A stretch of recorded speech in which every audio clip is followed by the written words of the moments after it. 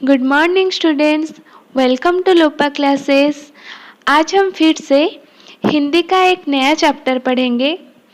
तो आज हम गद्य विभाग में से विनोबा भावे का श्रम की प्रतिष्ठा निबंध पढ़ेंगे। बच्चों, आज हम 9वीं कक्षा के हिंदी मंजरी किताब से निबंध श्रम की प्रतिष्ठा पढ़ेंगे।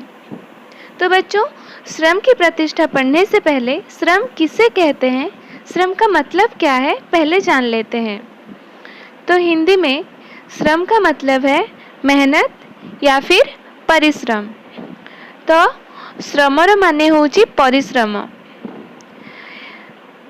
श्रम का मतलब है ऐसा काम जो शरीर को थका देने वाला हो। श्रम माने होची एमिति एक काम जहा कि शरीर को थक्का करी दिए। पूरा बुझीगल तो तामाने श्रम माने होची एमिति काम जो काम को कले मनीषर शरीर थकी जाए। ठीक अच्छे, एइथि बुझिबा बहुत इम्पोर्टेंट। तमर ये जो चैप्टर श्रम की प्रतिष्ठा श्रम उपरे ही आधारित, तेणु करी तुमको श्रम र मीनिंग भल भाबरे जानि जिबा आवश्यक कि एठारे को प्रकार श्रम विषय वर्णना करा जायछि। तो एबे आमे आगु को पढ़िबा। तो बच्चों, श्रम की प्रतिष्ठा के लेखक हैं आचार्य विनोबा भावे। ठीक है, श्रम की प्रतिष्ठार लेखक होचंती आचार्य विनोबा भावे। तो आमे लेखक परिचय पढ़िबा। आचार्य विनोबा भावे का पूरा नाम विनायक राव भावे है। आचार्य विनोबा भावेंकर पूरा नाम कौन अटे? विनायक राव भावे है। ठीक अच्छे। तो पिले एटी तुम एमिति भी प्रश्न पड़ी पारे जे श्रम की प्रतिष्ठा का लेखक कौन है। तो तुम मैंने कौन लिखिबो? श्रम की प्रतिष्ठा का लेखक है आचार्य विनोबा भावे। और यदि एमिति पचरा हिथिबो क्वेश्चन रे कि आचार्य विनोबा भावे का पूरा नाम क्या है, तो तुम एठी देखो ए उत्तरटा लिखिबो। कौन लिखिबो? विनायक राव भावे है। तो ये गोटे इम्पोर्टेंट कथा कहबी पिले, तमर परीक्षा रे सुनिश्चित कवि और लेखकंकर नामर 2 ରୁ 3ଟି प्रश्न आसे निश्चित रूपे हैला। तो तमे माने सेथि पई कवि आउ लेखकंकर नाम पूरा मुखस्थ करदब।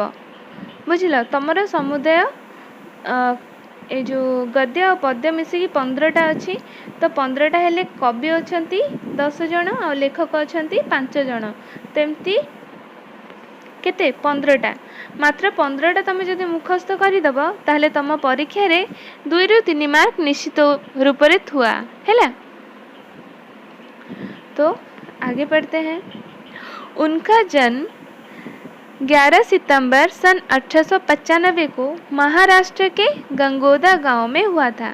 तांकर जन्म 11 सितंबर 1895 मसीह रे महाराष्ट्र गंगोदा ग्राम रे हेइतिला। बचपन से वे बड़े मेधावी थे। से छोट बेलू बहुत बड़ा मेधावी थे। गणित और संस्कृत जैसे विषयों पर उनका पूरा अधिकार था।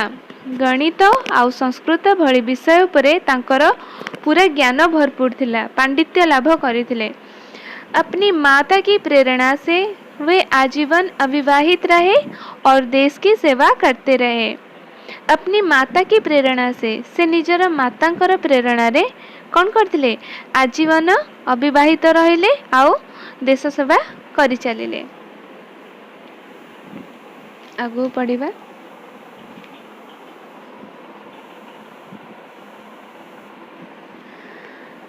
आचार्य विनोबा का व्यक्तित्व महात्मा गांधी के आदर्शों से प्रभावित था।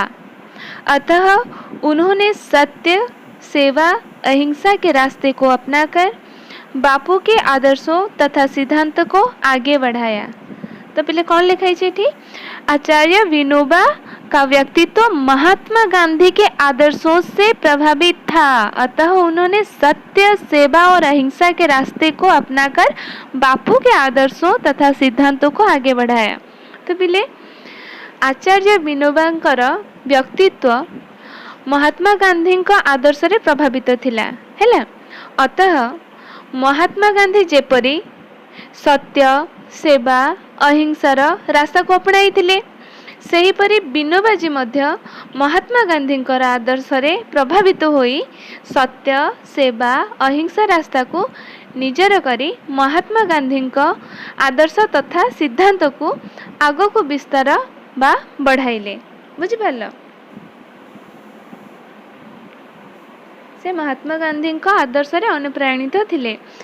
महात्मा गांधी की मौत के बाद विनोबा जी ने देश भर पद यात्रा की, भूदान, ग्रामदान तथा संपत्ति दान के द्वारा देश में एक सकारात्मक क्रांति लाने का प्रयत्न किया। क्या? महात्मा गांधी की मौत के बाद, महात्मा गांधी मृत्यु पर विनोबा जी देशर प्रत्येक स्थान हैला भारत सारा पदयात्रा कले, भूदान ग्रामदान संपत्ति दान करी देश रे सकारात्मक क्रांति आनिले। भारतीय दर्शन पर उनकी गहरी आस्था थी। विनोबा जी ने हिंदी को राष्ट्रभाषा मानते हुए इसके प्रति अपना गहरा प्रेम प्रकट किया। विनोबा जी ने हिंदी को राष्ट्रभाषा मानते हुए, विनोबा जी हिंदी भाषा को राष्ट्रभाषा रूपे मानी हिंदी प्रति निजर दृढ़ प्रेम प्रकट कले। बुझिला, वे अनेक भाषाओं के ज्ञाता थे, तांको अनेक भाषा जଣା थिला हैला, पर उनकी अधिकांश पुस्तकें हिंदी में ही हैं, किंतु तांकर अधिकांश पुस्तक कोउथिरे अछि? हिंदी रे ही अछि। इनकी महत्वपूर्ण पुस्तकें हैं, तांकर महत्वपूर्ण पुस्तकर नाम मु आगु पढ़छि पिले सुनो। गीता प्रवचन, सर्वोदय विचार, विनोबा के विचार, स्वराज शास्त्र, साहित्यिकों से भूदान यज्ञ, गांव सुखी हम सुखी, शांति यात्रा, भूदान गंगा, सर्वोदय यात्रा, जमाने की मांगे, जीवन और शिक्षण आदि। एटा तांकर महत्वपूर्ण पुस्तक मान। बुझिपारल, तो एबे आमे विचार बिंदु उपरे डिस्कशन करिबा। विचार बिंदु,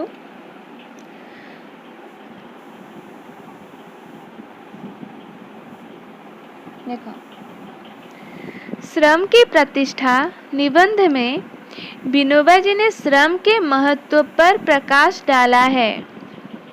श्रम की प्रतिष्ठा निबंध में विनोबा जी ने श्रम के महत्व पर प्रकाश डाला है। तो श्रम की प्रतिष्ठा निबंध रे विनोबा जी श्रम उपरे महत्व देइचंती। कहा उपरे? श्रम उपरे। आ श्रमर माने मु तुमको कहिछि, या पूर्वरु कहितली। तो एठी पिले प्रश्न पड़ी पारे, श्रम की प्रतिष्ठा निबंध में विनोबा जी ने किसके ऊपर प्रकाश डाला है? तो उत्तर कौन लिखिबो? श्रम की प्रतिष्ठा निबंध में विनोबा जी ने श्रम के महत्व पर प्रकाश डाला है। ठीक अछि।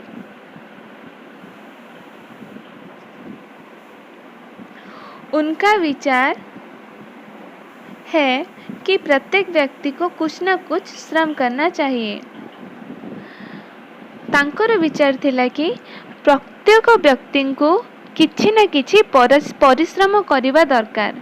बुझिपारल, किछि ना किछि समस्त व्यक्ति को। देश का विकास तभी हो सकता है जब इसमें समूचे नागरिकों का योगदान हो। देशर विकास सेतेबेले हबो जेतेबेले भारतर समस्त नागरिक योगदान देबे। बुझिपारल पिले? आगो पढ़िबा। कर्मयोग की महत्ता पर, कर्मयोग की महत्ता पर बल देते हुए निबंधकार ने समाज के सभी वर्ग के लोगों के श्रम करने पर आग्रह किया है। तो आउथरे लाइन टा पढ़ुची। कर्मयोग की महत्ता पर बल देते हुए निबंधकार ने समाज के सभी वर्ग के लोगों के श्रम करने पर आग्रह किया है। तो ये कौन देछि? कर्मयोग की महत्ता। तो प्रथमे आमे जानिबा जे कर्मयोग माने कौन। कर्म योग माने पिले शुद्ध हृदय रे जे काम करि थाए हैला शुद्ध किंबा सफा मन रे काम करि थाए। धरिनियो जणे चाष करुची से शुद्ध मन रे चाष करची माने गर्वर सहकारे और खुशी सहकारे चाष करची नुह कि मजबूरी। बुझी पाल? तो कर्म योग का मतलब क्या है? शुद्ध हृदय से कार्य करने वाला। तो एठी कर्म योग की महत्ता पर बल देते हुए ता माने शुद्ध बा सफा मन रे काम कला वाला ऊपर महत्व देइछंती कि निबंधकार समाज के सभी वर्ग के लोगों के श्रम करने पर आग्रह किया है। से समाज रे सबु वर्गर लोक माननकु काम करिवा पई आग्रह एठी प्रकाश करछंती। बुझि पाल? काहे कि ना देखो पिले समाज रे समस्त वर्ग जेपरि डाक्तर वर्ग शिक्षक वर्ग राजनीति वर्ग एपरि समस्त वर्गर लोकंकु श्रम करिबा बा परिश्रम करिया पई आग्रह प्रकाश करछंती लेखक। ठीक अछि। विनोबा जी का विचार है कि जो अपने पसीने से रोटी कमाता है वह पाप कर्मों से कोसों भागता है। ये जो गोटे गोटे लाइन बिले तमे जदि ठीक से न बुझी पारिबो ताहले तमे चैप्टर ही बुझी पारिबनी। बुझिपाल? तो देखो कितने माने कितने मीनिंगफुल लाइन।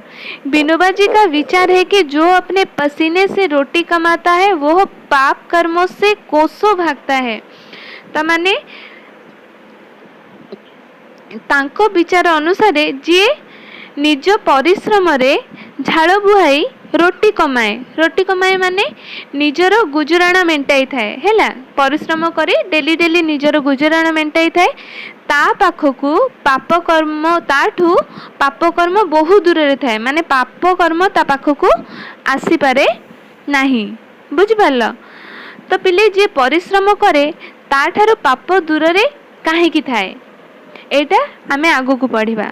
बुझि पारल? तो एठी अछि कौन?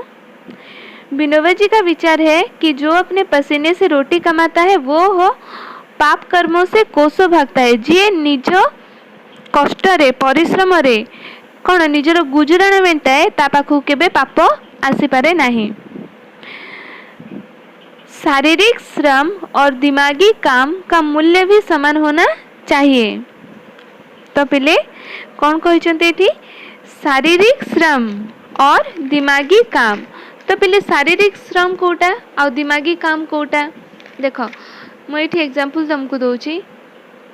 शारीरिक श्रम और दिमागी काम करथिबा लोकंक विषय रे जो माने घर तैयारी हैला बेले श्रमिक मैंने कौन करती इटा सीमेंट बाली ए सब बोही की खरारे झाड़ नाड़ है सब काम करती कि नहीं। आ दिमागी काम कौ माने करती दिमागी काम सब ऑफिसर माने बड़ बड़ ऑफिस रे एसी रूम रे बसी से कौन करती दिमागी काम करती तांकर नॉलेज माने तांको काम गुड़ाक नॉलेज उपरे आधारित। बुझिपारल? तो आ एमाने जो श्रमिक कृषक एमाने कठिन परिश्रम करती।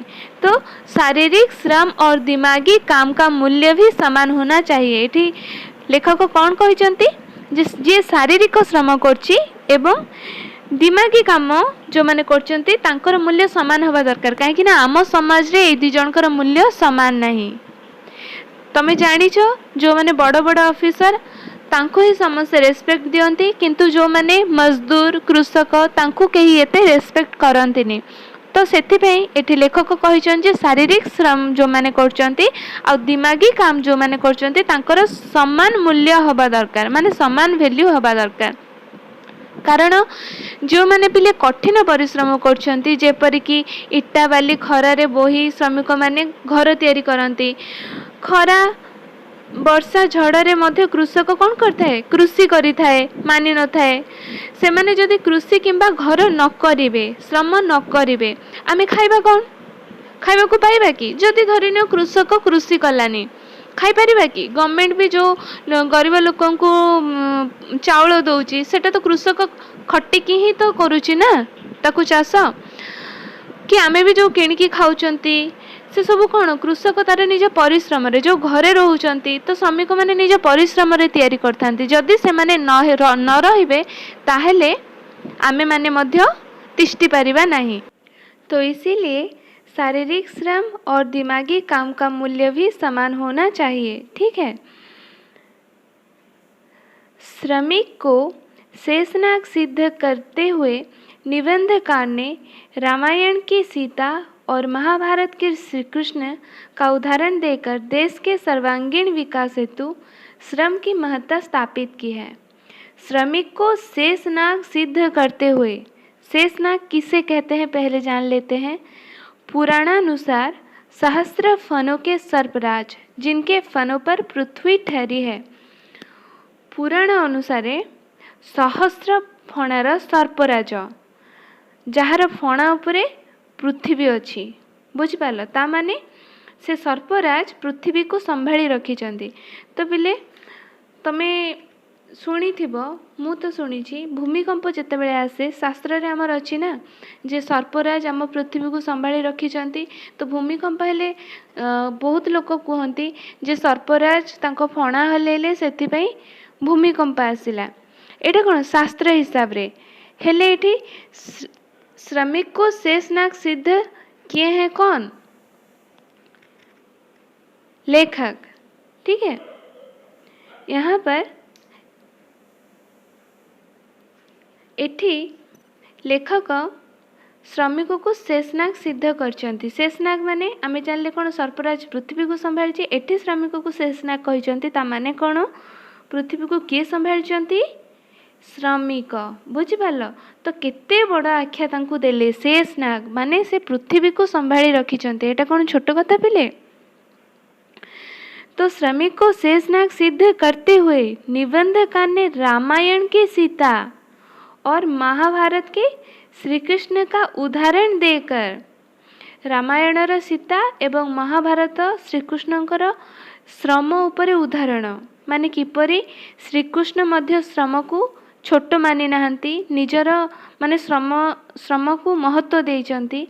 एवं रामायण सीता उपरे मध्य गोटे उदाहरण अच्छी सेटा आगो को पढ़िबा। उदाहरण देकर देश के सर्वांगीण विकास हेतु श्रम की महत्ता स्थापित की है माने से देवादेवी माध्यम रे मध्य श्रमर महत्व स्थापित करिसंती। बुझिपारल। यह पृथ्वी शेषनाग के मस्तक पर स्थित है। या पूर्व आम पढ़िले शेषनाग क्या कह जाए और कहीं कह जाए। यह पृथ्वी शेषनाग के मस्तक पर स्थित है। अगर शेषनाग का आधार टूट जाए तो पृथ्वी स्थिर नहीं रह सकेगी, यह जरा जरा हो जाएगी। हमने सोचा यह शेषनाग कौन है। ध्यान में आया दिन भर शरीर श्रम करने वाले मजदूर जो किस्म किस्म की पैदावार करते हैं वे ही है ये शेषनाग। कितने सुंदर से एठी लेखक बुझेइछंती। देखो यह पृथ्वी शेषनाग के मस्तक पर स्थित है। तो यही पृथ्वी शेषनागर मस्तक उपरे अच्छी। बुझिपाल। अगर शेषनाग का आधार टूट जाए जदि शेषनागर आधार भांगी जीव ताहले पृथ्वी स्थिर नहीं रह सकेगी। जमीती कि जो फणा हल्ले देले आम पृथ्वी रे भूमिकंप आसुची सेई टाइप रो कथा। जदि श्रमिक मानकर आधार ही भांगी जीव ताहले पृथ्वी स्थिर रही परिबनी, यह जरा जरा हो जाएगी, यह भांगी चूरमार हो जीव। हमने सोचा यह शेषनाग कौन है। तो लेखक ये कहते जे मु भाविली जे शेषनाग किए। तो ध्यान में आया दिन भर शरीर श्रम करने वाले मजदूर दिन सारा शरीर श्रम करुवा मजदूर ही जो किस्म किस्म की पैदावार माने शस्य जो किस्म किस्म की पैदावार करते हैं वे ही है ये शेषनाग। जे किस माने विभिन्न प्रकार फसल करथांती से ही होचंती कि शेषनाग ता माने श्रमिक आउ मजदूर। तो पहले बुझी पाल शेषनाग किसे कहा गया है? मजदूरों को। ठीक है। तो देखो यह पृथ्वी शेषनाग के मस्तक पर स्थित है। अगर शेषनाग का आधार टूट जाए तो पृथ्वी स्थिर नहीं रह सकेगी, यह जरा जरा हो जाएगी। हमने सोचा यह शेषनाग कौन है। ध्यान में आया शरीर श्रम करने वाले मजदूर। तो उत्तर क्या होगा? शेषनाग कौन है? शरीर श्रम करने वाले मजदूर, ठीक है, जो किस्म किस्म की पैदावार करते हैं, वही है शेषनाग। सबका आधार उन मजदूरों पर है, समस्तंकर आधार ए मजदूर मानक ऊपर अच्छी, इसलिए भगवान ने मजदूरों को कर्मयोगी कहा है। सेथिपाई भगवान मजदूर मानक को कौन कहिसंती पिले? कर्मयोगी कहिसंती। तो कर्मयोगी का मतलब क्या है? कर्मयोगी रा मतलब होची जो कर्म को योग मानता है, मेहनती, जे माने दिल से काम करे, बुझ पाले, माने खुशी रे ताकू कहंती। तो देख, श्रमिक मजदूर एमाने सब कौन करछंती? विभिन्न प्रकार फसल करके हमको जुगौछंती, आमे खाउछंती। जदि से माने न रहिबे ताहले आमे खाइबा को पाइबा कि? तेणु करी आमर माने समस्त मानव समाज काहा उपरे निर्भर करंती? से मजदूर उपरे ही निर्भर करंती। ता माने तांको सेथिपाई लेखक शेषनाग रा आख्या देले, माने पृथ्वीटा तांको उपरे ही निर्भरशील। तो देख एठी लेखक को भले श्रम उपरे महत्व देइचंती, बुझि पारलो? लेकिन सिर्फ कर्म करने से कोई कर्मयोगी नहीं होता। या एबे मु कर्मयोगी रो माने कौन कहली? जो कर्म को योग मानता है, माने कर्म को जे भल पाए पूरा निज मनरू मेहनती, तांको कहवा। लेकिन सिर्फ कर्म करने से कोई कर्मयोगी नहीं होता, किंतु जे काम करे से कर्मयोगी हबनी, कहीं समस्ते खुशी सहकारे काम करी न थांती। एटा सत कथा, कहीं बाध्य होगी काम करथांती, आ कहीं खुशी खुशी काम करी थांती। तो एटा कहिसंती। हिंदुस्तान में कुछ मजदूर खेतों पर काम करते हैं, कुछ रेलवे में काम करते हैं, कुछ कारखानों में काम करते हैं। आम भारत रे, भारत को हिंदुस्तान कहते हिंदी रे। आम भारत रे मजदूर कोठी काम करती? खेत रे। कुछ मजदूर कोठी काम करती? रेलवे रे। आउ किछि मजदूर कोठी काम करती? कारखाना रे, हैला। दिन भर मजदूरी करते हैं और अपने पसीने से रोटी कमाते हैं। दिन सारा से कौन करती? रोटी कमाती, बुझ पाल? कष्ट करती। दिन भर मजदूरी करते हैं और अपने पसीने से रोटी कमाते हैं। दिन सारा पूरा झाड़ नाड़ हो पूरा परिश्रम करती, आउ निज परिश्रम रे रोटी कमाती, माने निजर गुजराना मेंटाती। जो शख्स पसीने से रोटी कमाता है वह धर्म पुरुष है। शख्स माने होची व्यक्ति, हैला।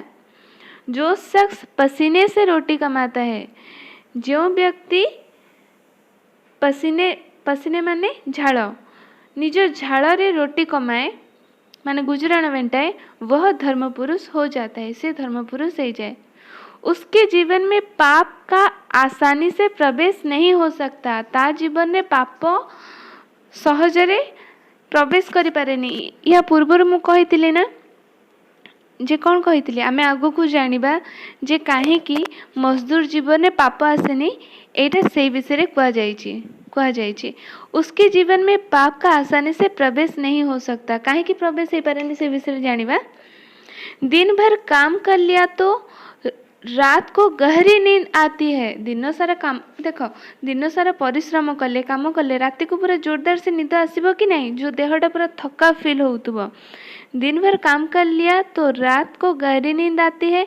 न दिन में पाप कर्म करने के लिए समय मिलता है। दिन सारा तो से परिश्रम कले तो पाप कर्म करने पे कौन समय मिले? तांको मिललानी। न रात को कुछ सूझ सकता है, न रात्रि किछि सूझ माने कल्पना, न रात्रि किछि मन रे कल्पना आसीबो, क्योंकि थका मांदा शरीर आराम चाहता है। कहीं ना सेते बेले शरीर पूरा थकी जाइथिबो, आ थका शरीर कौन चाहूथबो? आराम चाहूथबो। उसे नींद की जरूरत होती है। ताको कौन दरकार? नींद दरकार। जिस जीवन में पाप चिंतन की गुंजाइश ही न हो, उसे धार्मिक जीवन होना चाहिए। तो तांको जीवन कौन अटे? धार्मिक अटे, बुझिल? पर ऐसा अनुभव नहीं हो रहा है, किंतु यही बड़ी अनुभव हो नहीं। काहे कि अनुभव तो यह है कि जो काम नहीं करते उनके जीवन में तो पाप है ही। सिंपल कथा, जी काम करती नहीं, जो मैंने शरीर श्रम करती नहीं, तांको जीवन कौन अच्छी? पाप अच्छी। एथिरे आश्चर्य हवा किसी काम माने कारण नहीं, कहीं जी काम करनी तांको जीवन में तो पाप रहिबा। पर उन पापों ने मजदूरों के जीवन में प्रवेश कर लिया है, किंतु से पाप मजदूर जीवन में मध्य प्रवेश कर जाइछि। तो यहाँ ठीक कथा नुह, कहीं जी कम करे ता जीवन में पाप रहा स्वाभाविक कथा, किंतु मजदूर तो दिन सारा परिश्रम करुच्ची ना, ताहले ता जीवन में पाप प्रवेश केमिति कला? कई प्रकार के व्यसन उनमें है, कहीं तांको भितरे बहुत इच्छा था, यानी केवल श्रम करने से कोई कर्मयोगी नहीं होता। हाँ, जो श्रम टालता है वह तो कर्मयोगी हो ही नहीं सकता। उसके जीवन में पाप है तो आश्चर्य नहीं, क्योंकि उसके पास समय फाजिल पड़ा है। जहाँ पाखे समय बेकारटारे पड़ी थी ता जीवन में पाप आसवा स्वाभाविक। पिले माने यहाँ समय फाजिल, जहाँ समय फाजिल पड़ा है वहाँ शैतान का काम शुरू होता है। जो समय बेकार पड़ी थाए हैला, वहाँ शैतान का काम शुरू होता है। सेठी कहार काम शुरू हुए? शैतान काम। फाजिल माने आवश्यकता से अधिक, बुझ पारल? तो कौन बुझिले?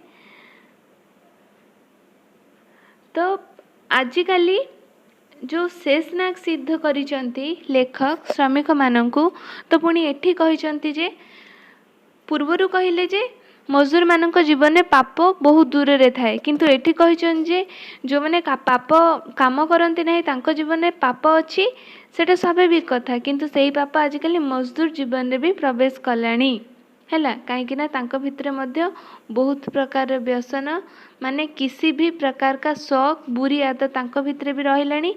यानी केवल श्रम करने से कोई कर्मयोगी नहीं होता। हाँ, जो श्रम टालता है माने ठक्की चाले वो तो कर्मयोगी हो ही नहीं सकता। उसके जीवन में पाप है तो आश्चर्य नहीं। एटा क्वेश्चन ने पड़े, किसके जीवन में पाप है तो आश्चर्य नहीं? जो श्रम टालता है वो तो कर्मयोगी हो ही नहीं सकता, उसके जीवन में पाप है तो आश्चर्य नहीं। यार आंसर है, क्योंकि उसके पास समय फाजिल पड़ा है। आवश्यकता ठारू अधिक समय अच्छी। जहाँ समय फाजिल पड़ा है वहाँ शैतान का काम शुरू होता है। ये शैतान माने खराब चिंताधारा, बेकार चिंताधारा, यही सब। इसलिए फुर्सती लोगों के जीवन में पाप दिखता है तो आश्चर्य नहीं, पर मजदूरी करने वाले के जीवन में पाप दिखता है तो सोचना चाहिए कि ऐसा क्यों होता है। कहीं से माने तो परिश्रम करती हेले तांको जीवन एमिति हेले तो निश्चित भाविबा कथा ना। ऐसा इसलिए होता है कि वे कर्म को पूजा नहीं समझते। एटा एइथिपाई होची से माने कौन कर्म को पूजा भाबु नाहंती। बुझिपार? कहीं कर्मयोगी जी कर्म को पूजा भावे ताकू ही कर्मयोगी कहा जाए, किंतु समस्ते जो मैंने श्रम करती तांको कर्मयोगी कहजबनी। जे कर्म को पूजा करे से ही कर्मयोगी होगा है। कर्म लाचार से करना पड़ता है इसलिए करते हैं। जो मजदूर कर्म माने कर्म करे लाचार पाई माने बेबस है कि कौन सी रास्ता नहीं, तो हाँ आमको श्रम कर अच्छे आम श्रम करवा भाविकी करती, इच्छा नथिबा सत्वे तांको जीवन में कौन थाए? पाप थाए। वे अगर काम से मुक्त हो सके तो बहुत जल्दी राजी हो जाएंगे। तमें जदि कहे काम मुक्त हो ताले से जल्दी राजी हो जाए। सच्चे कर्मयोगी की यह हालत नहीं होती। जे सच्चे माने सच्चा कर्मयोगी तांकर एपरी दशा न थाए। तो पिले आज एतिकी, आमे पार्ट 2 रे आगो को पढ़िबा। ठीक अच्छे? हैव ए नाइस डे पिले।